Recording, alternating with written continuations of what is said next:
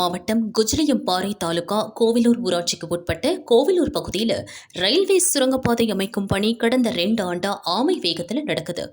சுரங்கப்பாதை அமைக்கிறோம்னு கிளம்பிய ரயில்வே மற்றும் தமிழ்நாடு நெடுஞ்சாலை ஊழியருங்க ரோட்டோட 2 பக்கமும் அதள பாதாளத்திற்கு குழி தோண்டினாங்க. ஆனா ரோடு போடாம அப்படியே விட்டுட்டாங்க. மழை பெஞ்சா குழிகள்ல தண்ணீர் தேங்கி நிற்குது. இதனால பாதை தெரியாம பாதசாரிங்க வாகன ஓட்டிங்க குழியில விழுந்து காயமடைஞ்சு வராங்க. பாதிக்கப்பட்ட மக்கள் ரயில்வே நெடுஞ்சாலை அதிகாரிங்க கிட்ட பல முறை புகார் கூறியும் ஒன்றும் நடக்கல. என்ன செய்யறதுன்னு தெரியாம மக்கள் பித்து பிடிச்சு போயிருக்காங்க. ஓட்டு போட்ட மக்கள் பிரதிநிதிகளிடம் புகார் கூறியும் பயனில்லைங்க. அடுத்த கட்டமாக சுற்று வட்டார கிராம மக்கள் ஒன்னா திரண்டு போராட்டம் நடத்த போறதா அறிவிச்சிருக்காங்க.